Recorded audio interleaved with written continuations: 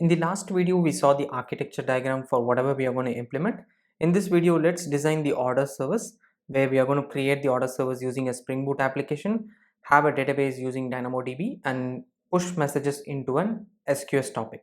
So let's try building that. Let me go to IntelliJ and try to build that project from scratch. I'm going to create a common project. So all the modules are going to be in the same project which you are going to see. So let me do a new project, create from arch type. For now, I will create a dummy project. So I'm just creating a new project. Let's call this particular project as SAGA Choreography Example. I'm also going to change the group ID to com tech primers. And also the version naming convention, let's do it as like what Spring Boot does, right? 0.0.1 snapshot. And let me finish the project. So the project got opened and I think the build got succeeded. I'm going to create some multiple modules. So initially we are going to create something called as order service. So I'm going to create a new module called as order service. Let's use the same arch type so that way I can clean up some of these. Let me go to quick start. I'm going to call the module as order service. That's what we wanted. So let's do that. Order service. So ComTech primers order service 001 snapshot. We are going to create this particular module. So let that module get created. Meanwhile, I also need another module which is going to act as a common module. So if you had seen my gRPC video, I had created something called as greetings common, and then I had created something called as greeting service. So we are going to create something similar. So I'm going to create a module called as shared. So shared is a module which is going to be shared across all the microservices, and the shared module will have all the POJOs or the data transfer objects for our gRPC protobuf file, right? So that's what we are going to do here. The other thing I mentioned in the gRPC video was about the post. Since gRPC doesn't follow the REST protocol or the REST representation, everything whatever we do in gRPC is a post, right? I mean, obviously gRPC doesn't have a get post kind of a construct, but anything you do in gRPC, it's all the same, right? So that's why I'm not going to talk about post or get request and things like that. Instead, we are going to create a gRPC endpoint using which we are going to interact with our order service. So let's do that. So the project is created. Now I'm going to remove all the unnecessary stuff. We don't need all these. Instead of the Java here in the shared project, I need a proto folder, and I need to create a new protobuf file. So I'm going to call this particular protobuf file as order.proto because this is for the order service. So I'm going to call this as order.proto. I'm going to have the syntax. Let me minimize this. So I'm going to have the syntax version which I'm going to follow for the protobuf, which is going to be proto 3. So you would have seen that in the gRPC video as well. So I'm going to use the same proto 3 version. This is the version of the protobuf which we are using. The package is going to be com tech primers, and let's call this as a shared project. There are different options which you can provide. I'm going to use two different options. One is like I'm asking protobuf to create multiple files if there are multiple messages, right, in the same protobuf file. And also I'm going to define the package of our generated files. So all the files which get generated, all the Java files which get generated based on the order.proto will be created in the com.tech primer shared package space. Now let's go and create our service. So this is the service which we will implement in our Spring Boot application. I'm going to call this particular service as order service, right? So this is like an interface, and then you will have to implement some methods. Now we can create multiple methods. I'm going to create a method called order create, basically create order, and it's going to request or it's going to accept. This create order method will accept create order request. So I'm calling a separate POJO called create order request. That way we can have a POJO specifically for the order request and also the order response. So here I'm going to call this as order response, and this is going to be returns, right?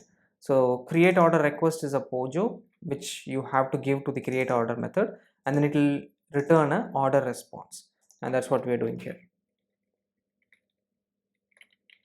Now since I have done a create, I want to also do a get order, so that way I can get the status of my order once I get the order ID back from the create order method, right?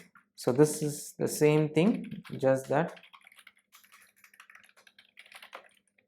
I'm just using a different POJO here called the get order request, because when I'm requesting the order, I'm going to give the order ID so that I can get the status of the order. But when I'm creating the order, I won't even know the order ID. So that's the difference here. Now we can create all these POJOs, whatever are showing as red. I'm going to call this as message, and I'll call this as create order request. And we can define what all fields we need to have here. So the first and the foremost is the customer. So I'm going to have the customer ID defined as well. So I'll just say integer, and customer ID is the first parameter which I expect. So the next field is the shopper, right? The customer has to buy from some specific shopper or the seller, right? So in this case, let's use seller ID. So if you had seen Amazon, right? Amazon.com use a similar kind of configuration. Every order will have its unique identifier, and that will be corresponding to a product and the customer and the seller, right? So we're using the same kind of model. So I'm not coming up with this on my own. I'm just following the Amazon specification. So that's why I'm mentioning the third one as product. So product is another message. For example, let's do that right away. So I'm going to create something called as product, and here I will have something called as product ID, which will be specific product, and then I can have the product name, right? Of course I can have multiple fields here for customization, for coloring and things like that. I'm not doing that right away, but I'm just saying create order request will have the customer ID, the seller ID, the product information. Also I'm going to consider or accept the payment methodology with which the user is going to pay. So I'm going to have a payment method as well. So I'm going to create an enum for the payment, so that way I can show you enums inside gRPC. So I will just say payment equal to 4. So for payment, you can just say enum payment method, and there could be multiple payment methods. I'm going to use 2 different payment methods. One is called the wallet, the other one is called the credit. So I'm just saying credit card equal to 1. So you can add multiple enums. I'm just adding 2 just to keep it simple. We are going to by default use wallet. That way the money gets directed from the wallet, so that you can easily mimic the payment service, so you don't have to connect to any external service. Since we are creating a asynchronous platform, it would make sense to have wallet, have all the exceptions or your successful scenarios handled. I'll also show you a wallet which doesn't have money, and then it can fail or cancel your order. I can show you that failure scenario as well. That's why I'm creating only the wallet as the payment methodology. And the final one is the delivery location. So how will the order be delivered, right? So we need to have a delivery location where this particular order should be sent. So we can have a pin code, or in fact we can have a have the latitude and the longitude satellite location, which we can set inside the string. But right now I'm just keeping it simple to just say a city or a pin code, right? I'm just keeping it as simple as that. The next one is the order response. Now going to the order response, we need to provide the response once this is created, right? So we need to send the response back to the service or whoever is calling the gRPC message to the service. So I'm going to copy everything whatever we had here, and then I'm just going to paste it. I'll remove the enum, and I will just replace that with the string while responding. I don't want to have like multiple enums, so I'm just using that methodology. Then we need to provide a unique identifier for each of the orders, so I'm going to call that as order ID. I'm calling the order ID as a string because I want to generate some auto generated alphanumeric text, so that your orders could be unique, right? That's why I'm creating a string here. Also I'm going to create the order status, because I want to give the user what is the status of the order. What happens if the order fails directly, right, due to some validation issue or something like that. Let's say payment method is credit card, we can directly fail that in the order service, or we can allow it to go to payment and then fail it there. or let's say if the product itself is not mentioned, the order could be cancelled, right? What if somebody pushes an order with empty product? You can cancel that particular order right away. So we can handle all those scenarios. So that's why I'm handling the order status. That way the user can know what is the status of the order. And I'm also adding some audit fields like created timestamp. So I'll just say created time and updated time, because what happens is when you update the status of the order, the row gets updated, right? The status gets updated. So that way we know when the order got created, when it was last updated. So we will have a track of what is the latest update time and things like that.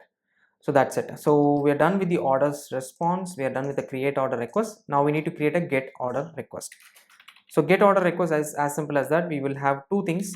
One is the order ID and also the customer ID, because customer will be what if two customers has the same order ID, right? So that way you can retrieve the order which is specific to a particular customer. So I'm just going to give the customer ID as well here. So that's it. We don't have to do anything else. We have created the necessary POJOs which we require for the gRPC service. Now we have to create the POM entries as okay, let me go to the POM entry. Now the POM entry needs to be corrected. So what I have done is I have already created some entries for the POM. This is exactly the same thing whatever we did in the gRPC video. I have taken the exact same plugin. I have used the same built-in extension. I'm using some dependencies for the gRPC. So these are the dependencies which I have added, right? The IO gRPC, I'm using the 135.0 version of stub, right? I'm using the same version for the protobuf. I'm also using the plugin which is protobuf maven plugin, which is 0.6.1. If you're using Windows, make sure you correct this particular path. I have hard coded it to OS X for now, but you can change that as well, right? That's it. So I'm going to use ComTech primers as a group ID. Artifact is shared, right? And you can directly do a build for this particular project. Let me refresh this. I can go to shared, I'll go to lifecycle, I'll do a clean install just to make sure this particular project works. Looks like there are some test files. Let me remove the test folder. Don't do this in production, but I'm just doing it just for the sake. But yeah, we don't need any test folder for the shared library because we have only the protobuf. So that's the reason I've removed it. So the files got generated. I can see a lot of files. Yes, the files got generated. So I think we are set with the shared module. And let's go to the order service module. So let me go to the order service module. So if you see here in the order service module, again we have some default stuff. Let me remove all these. I've created a basic Spring Boot bare minimal configuration, right? For example, the parent is defined as 2.5.4 version of Spring Boot. I'm calling this as order service. Group ID is ComTech primers, right? And the dependency by default, there is a Spring Boot starter, which is okay. And then there is a Spring Boot Maven plugin to build our project, right? That's all I have as a default project. Now the first and the foremost thing which we would want to use is the gRPC starter. So you would have seen the gRPC starter in the previous video. I'm going to add the same here. So this is the gRPC starter, which is going to start our Spring Boot application as a gRPC server, not like a REST server. So that's why we have added this dependency. We are going to add Lombok because I want to generate POJOs in the Spring Boot application. So I'll be using Lombok.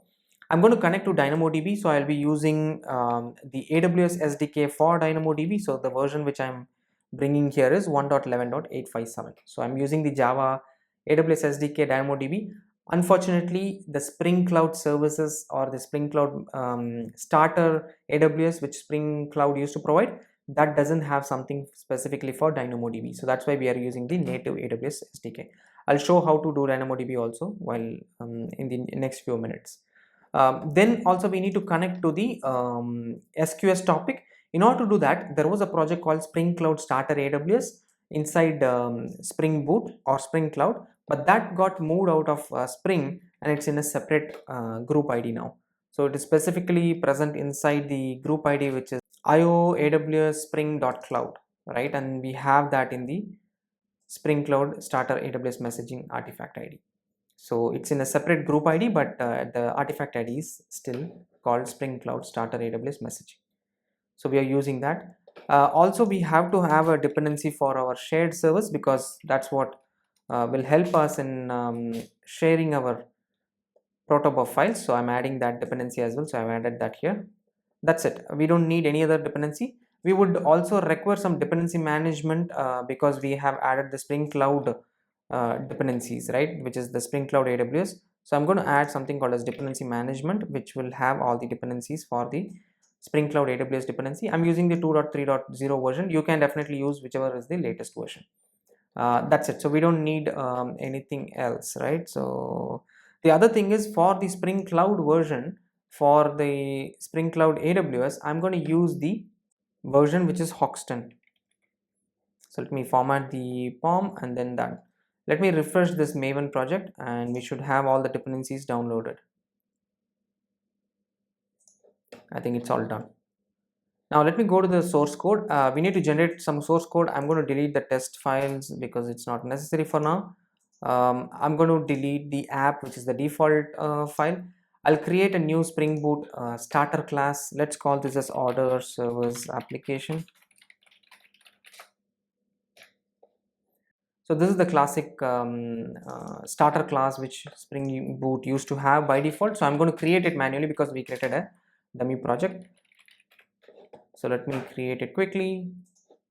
Usually we do Spring application dot run and then we pass the order service application dot class and then we pass the argument as well. That's it. So this is how the usual main class looks like. So I have it ready as well.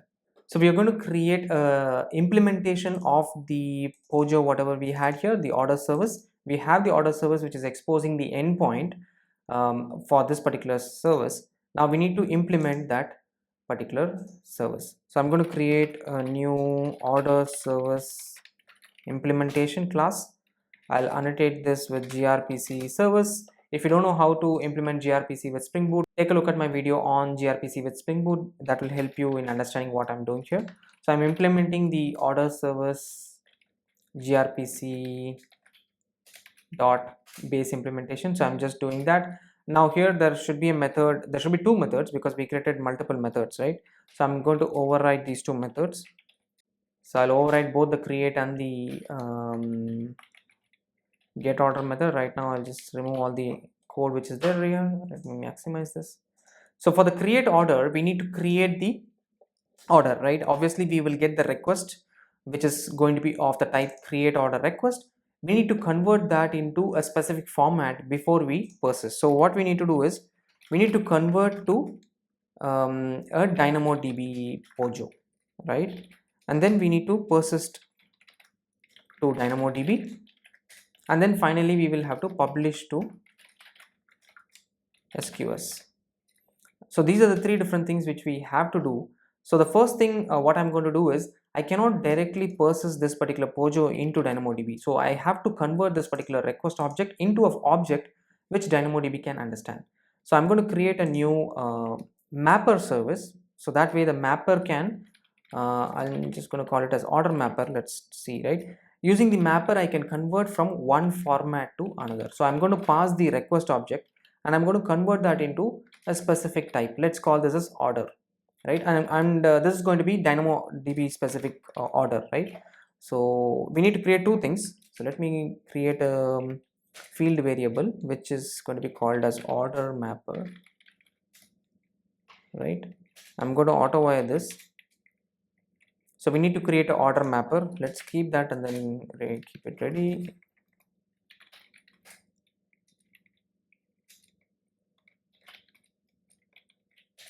So order mapper is created. I also need to have a method called as convert,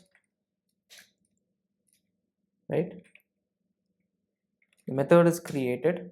I also need to create a new class which is going to be of type order. So I'll create a new entity or a model. I'll just put it under model.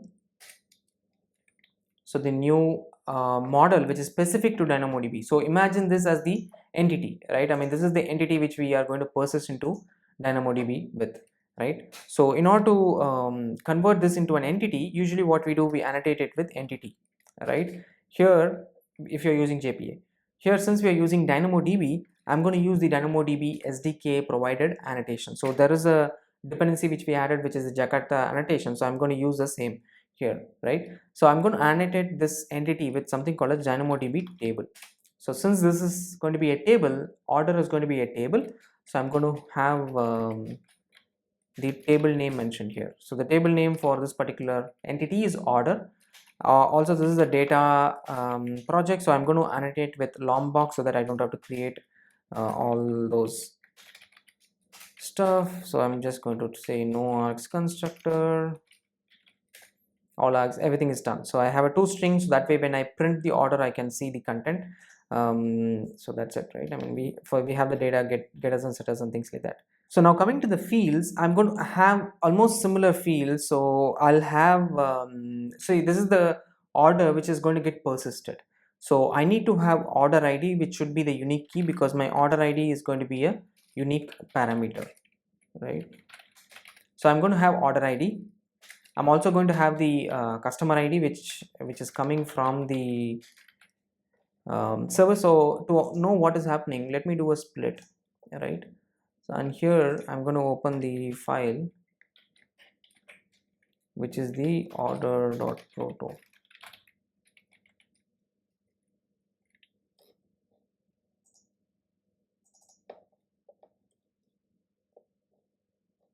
So we had what did we have? So we had customer seller ID. So we will have all those here as well, right? So I'll just say integer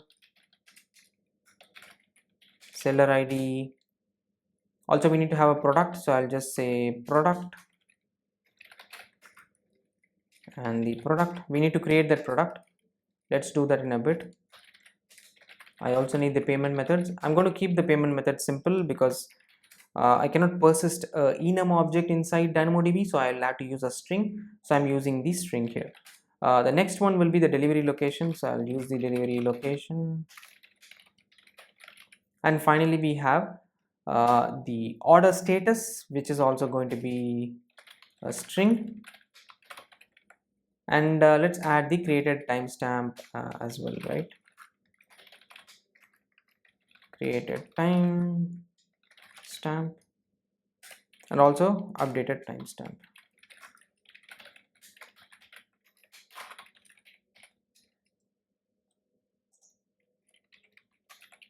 That's it. So we need to create a new one called product. Meanwhile, all these variables are created, but then how will we know which is the primary key, which is not the primary key, and things like that? So in order to achieve that, we will have to annotate these fields, something similar to how we do in the JPA. So there is something called DynamoDB attribute, using which you can annotate all the fields. And then if you have a root key, right? I mean, I'm going to call this as a hash key. So order ID is a unique identifier. So I'm going to call this particular field as a hash key, and I'm also annotate this with the auto generate key. So I want to generate the order ID automatically based on the records. So in general, in JPS you have something similar. You can create the auto generation strategy. We are going to do the same using the DynamoDB here. The next field is the DynamoDB attribute. So I'm just going to say DynamoDB attribute. That's it. So I'm going to annotate all the fields with the same annotation. That's it.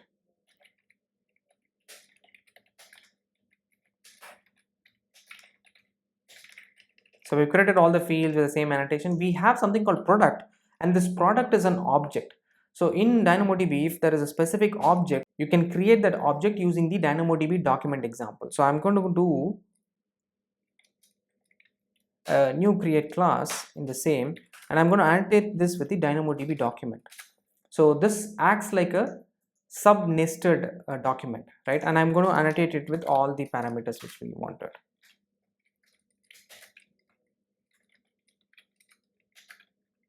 I'm adding some duplicates, I think, but just ignore it. It's going to be DynamoDB document, and then I have added everything else for the Lombok, right? And we had two different fields here, which is the product ID and the product name. So I'm going to add the product ID, which is going to be integer, and the product name, which is the string. And we need to annotate all these with the same DynamoDB attributes. I'm going to use that as well. So that's it. So we have the product ready, we have the order ready. These are the objects which we want to use. Let me close these window in the order service implementation, right? So we have the order service implementation, we have the order ready now, right? Order is from the model, yeah. So we have the order ready. Now we need to create or go to the method here. Let me import this guy.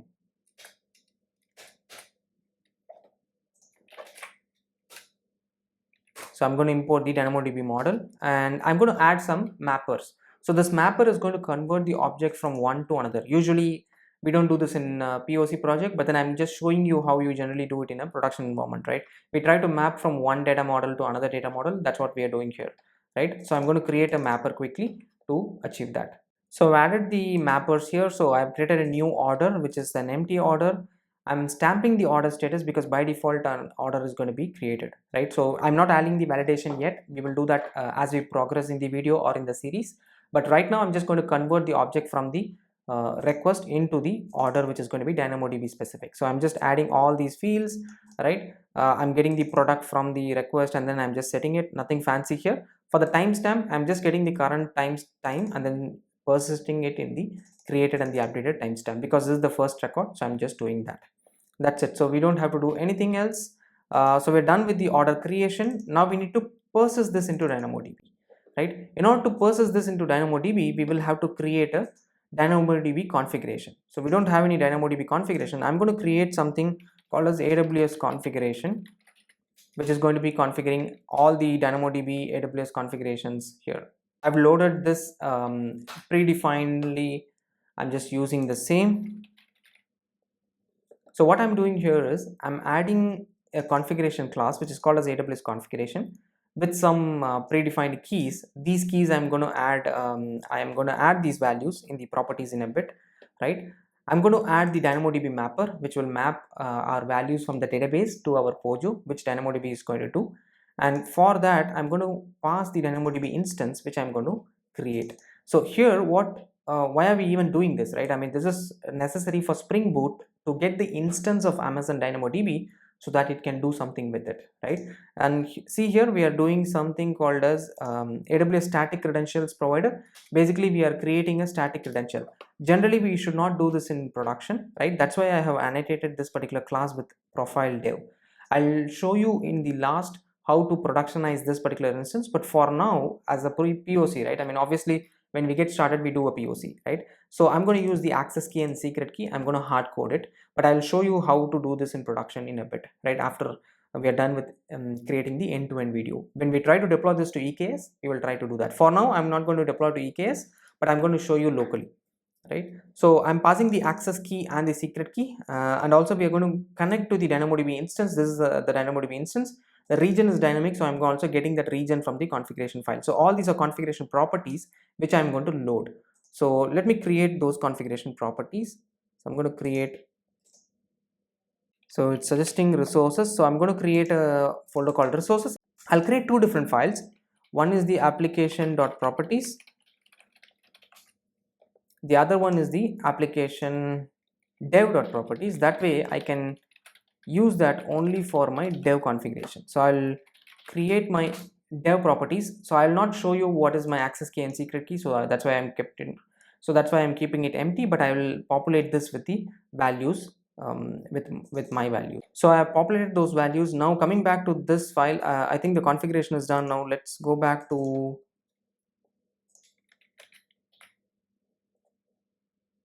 the implementation, and so the next thing is using a DynamoDB repository to connect to DynamoDB. So we know that there is something called as DynamoDB mapper. We can use that to connect to DynamoDB, or else we can create something called as a DynamoDB repository, like how we generally create repositories using JPA, right? We can follow similar kind of a model. So I'm going to create a repository dot I'm just going to call it this order repository. So that way we follow the Spring Boot kind of notion. So I'm creating a new repository. This is nothing fancy here. I'm just creating two methods. That's it. One is going to be called as save. The other is going to be called as get. Right. That's what I'm going to do. So here we can use the DynamoDB mapper. So DynamoDB mapper is something which we created in the configuration, right? Which is this. which is this. Using the DynamoDB mapper, we can do some stuff. So I'm creating a repository, so that way it is neat, right? I mean, nothing fancy here. So I'll create a constructor injection. That's it. Now I want to have some methods to save, right? I mean, I'm going to return the same model. I'll call the method as save. I'll expect the same order.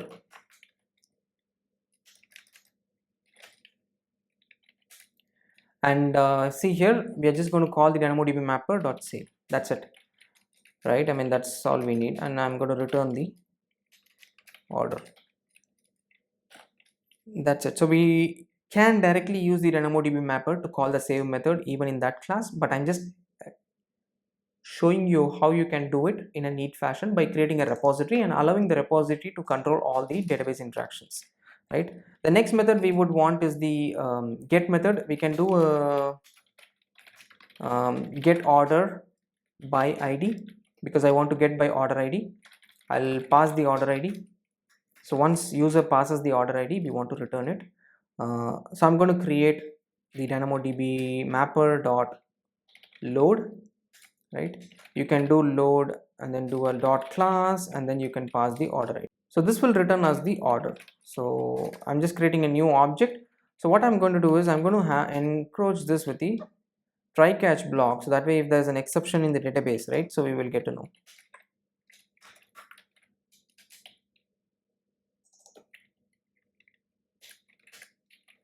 So that's it. So I'm just returning the order. I'm just using the null parameter, populating it using the try block, and then I'm adding the stack trace, and then I'm going to return some empty order. You can even say exception returning empty order, something like that. So I'm just returning an empty order for now, but you can throw or you can handle things, etc., right? That's what we are going to do. So for example, somebody passes an incorrect order ID, I'm just not going to throw any exception, but I'm going to give them empty order. That's what I'm doing here, right? Nothing fancy. So that's it. Our order repository is done. Now let's go back to the order service implementation. Here I can now auto wire the order repository, and I can use the order repository to save my order. So we converted our order from the request, and then we are now saving it. So this will do the persist to DynamoDB. So we are done. Now we have to publish, right? So we need to do a publish. Now how do I publish it? I'm going to create something called as order publisher. Again, I'll auto wire it. I've not created it yet, but I will create the order publisher, and then I'm just going to say publish, right? I mean, that's what we need.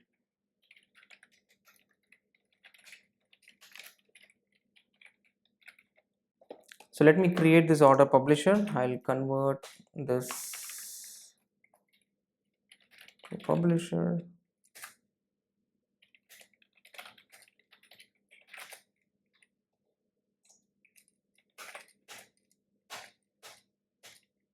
So here in the order publisher, this is going to publish to SQS, right? In order to publish to an SQS topic, we need multiple things, like how you publish or you call a REST endpoint. We use REST templates, right? Here we are going to use something called as queue messaging template, which is similar to the REST template, but provided by Spring Boot.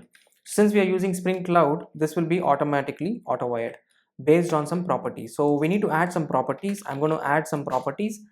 These are the properties, right? So we need to provide the credential instance profile properties. I'm just enabling some, disabling some, right? That's it. So let me go back to the publisher. So my properties are set. I'm going to add the constructor, right? So let me add a empty constructor, and in the empty constructor, I'm going to create the Amazon SQS async process. So I'm going to auto wire the Amazon async instance and pass that to the queue messaging template, right?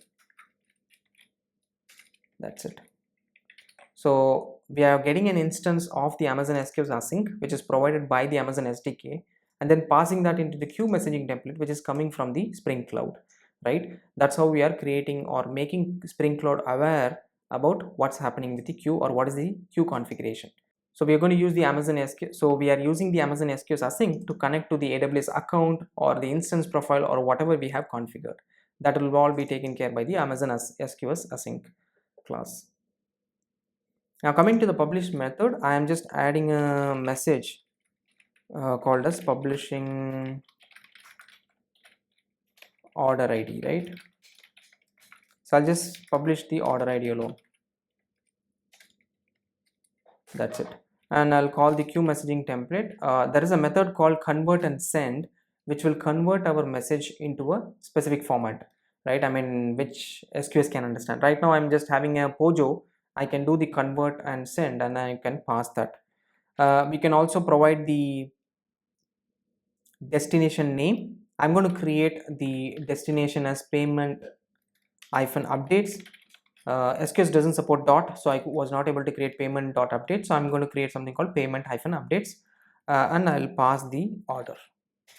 That's it, right? So we are passing the order message to the queue, which is going to be called as payment updates.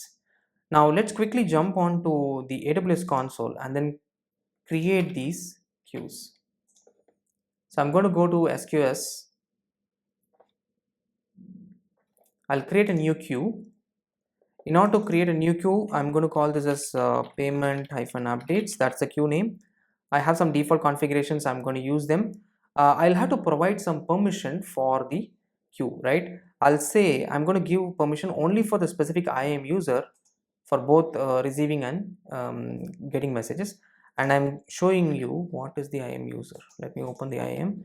I've created a new IAM user via which I'm going to connect from the local machine. If I'm using it from EKS, I'll use it in a different way. But since I'm going to test it right now from local, I'm going to use a different IAM user. So let me go to the users. I've created something called as DynamoDB CLI. So I'm going to use this particular user ARN. I have copied it and I'm going to paste it here. So once I'm done, I can just now create the queue. So the queue got created now. I'm going to use the queue to connect from my local machine. Meanwhile, we also need to create the DynamoDB database. So let me go back and go to DynamoDB while I'm at the AWS console.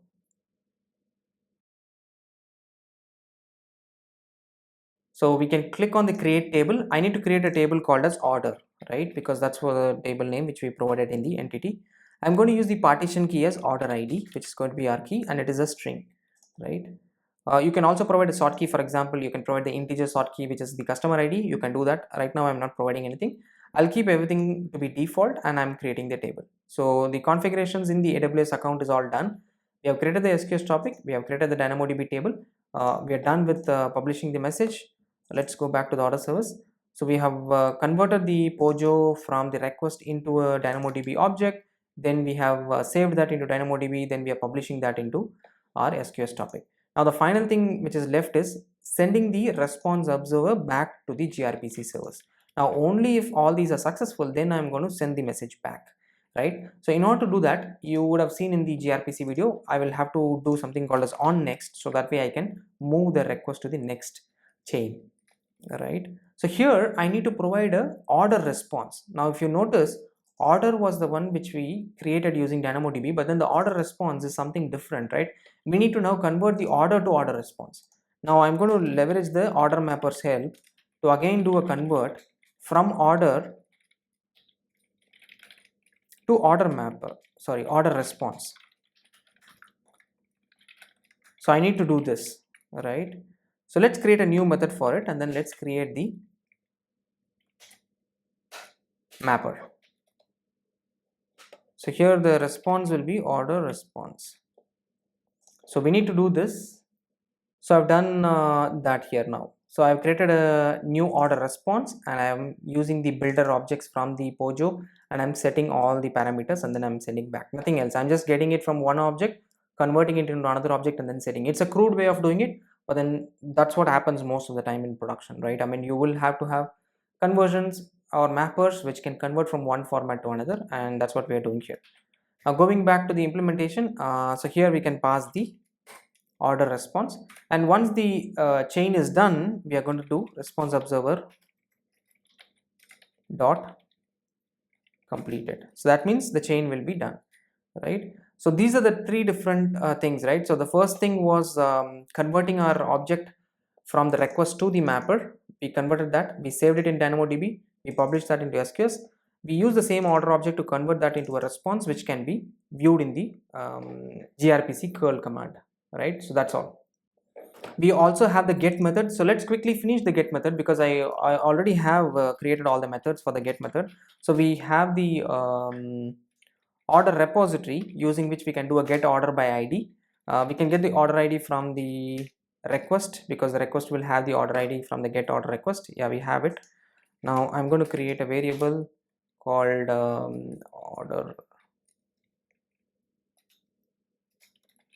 order.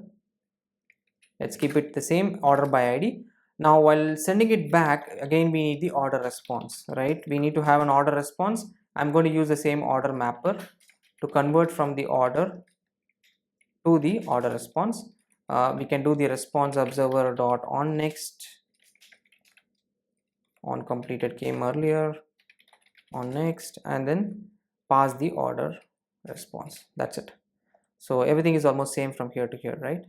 Just that we are using the repository to retrieve the order ID. That's it. So we are done with the implementation. Let me remove all these, optimize imports. Let's go to the POM. I think we did not get any error, right? So let me try building this project to see if there is any error. Let me go to lifecycle, clean, install. Thankfully there is no error. I think we are done, right? Let's go to the root project. So even in the root project, I think we have modules. In fact, we don't even need any dependencies in the root project. So I'm going to just dump it, right? I'm removing all the dependencies in the root project. So that's it.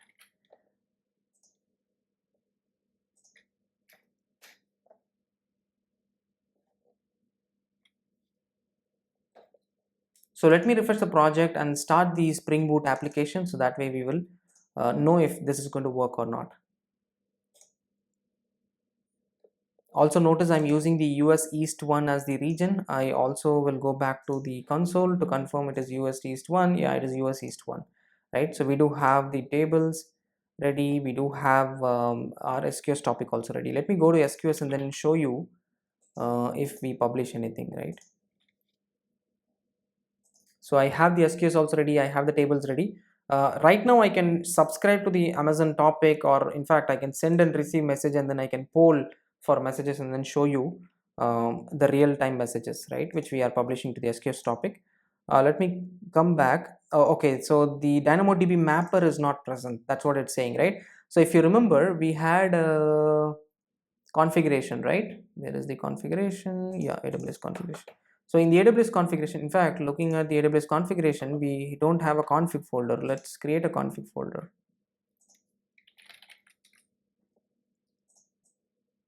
and move it here. And see here, we have used the profile dev. Now I am going to use the same profile dev here as well, right? So in the environment variables, I can do spring.profiles.active and pass the profile dev. So this will add the profile dev by default. So let me run this project.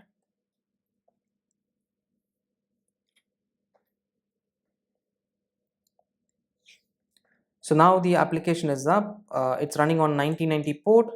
We are good here. Let me go to the terminal and I'm going to provide a gRPC message to the server. So we need to provide a message which should be of the format order request, right? If you remember, let me go back to order proto.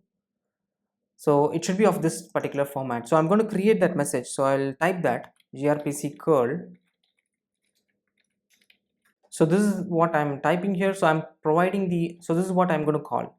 So the gRPC is going to have the plain text. We are going to have a customer ID, seller ID, product, the product ID, product name. In fact, we can have also the quantity, but yeah, I just forgot. That's okay. We will add that later, right, if we require it. We're going to have the payment method to be as valid, right? delivery location to be as Chennai, right? So don't worry about the fields. If you think the fields are not right, that's okay. I'm just going to show you how you can achieve it in an end-to-end scenario. So let's hit this particular endpoint and then see what's happening. So notice that I got a response back with the order ID, right? In fact, I think I should have gone back and then polled for some messages. So let me poll for some messages, and you can notice that the same message ID is present here, and this is the SQS topic. In the SQS topic, we got a message, and this message is exactly the same message as whatever we sent back to the gRPC. So our message got published into the SQS topic. Let's go back to DynamoDB and let me go to the table, right? So in the left side I can do items, and then I can click on the table and I can see the item. So I have one particular record. So notice that the product is a nested field, right? So it shows like a nested component. So headphone was the product which we defined, and we have it. Order ID got generated. This is an unique order which got generated. Now what happens from the client side, right? So the client can use the same order ID to retrieve, right? So I'm going to call the gRPC endpoint.